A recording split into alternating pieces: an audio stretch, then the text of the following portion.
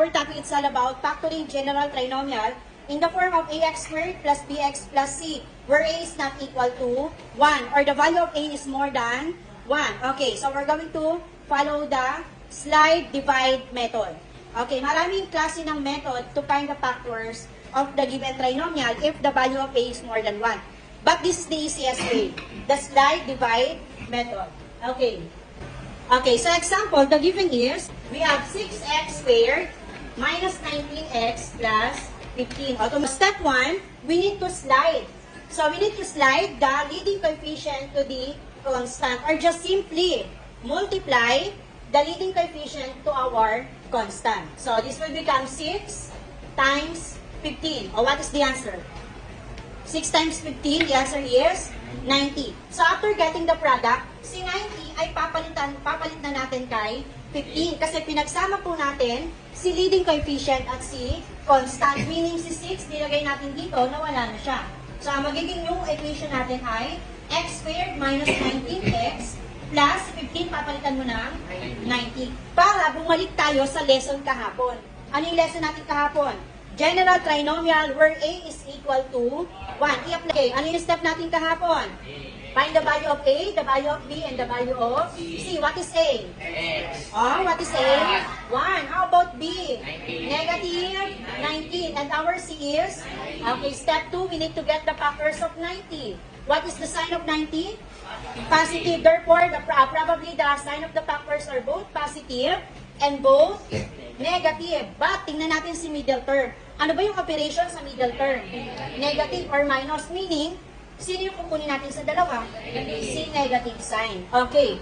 I'll give me the factors of 90. Whose sum is negative 19? Yes, Iho? Very good. Negative 9 times negative 10. Sa tingin nyo ba, pag pinag-plus yan, negative 19 na? Okay, if yes, wag mo nang kunin yung iba pang factors. Kasi ito lang yung hinahanap natin. So, get the sum na tayo.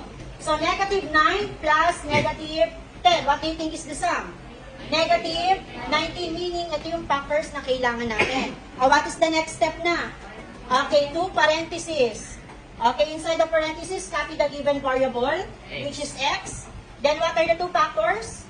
Negative 9 and negative. Hindi pa tayo natatapos dito. Ang ginawa pa lang natin si slide. Pasok na tayo kay divide. Okay, our next step is we need to divide the leading coefficient. So, si leading coefficient, i-divide mo naman kanino? Kay constant. O dun sa factors na nakuha natin. Ang leading coefficient? 6. O, divide natin dito. O, sa tingin nyo ba, pwede natin i-divide si 9 kay 6?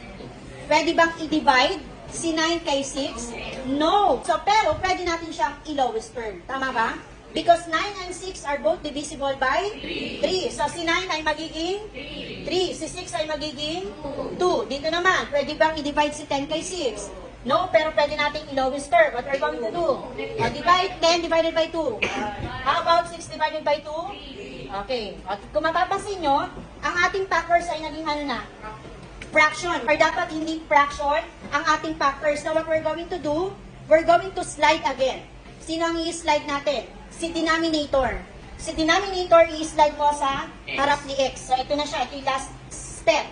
So, i-slide natin si 2, napunta siya sa harap ni x. Magiging 2x minus 3 na lang yan.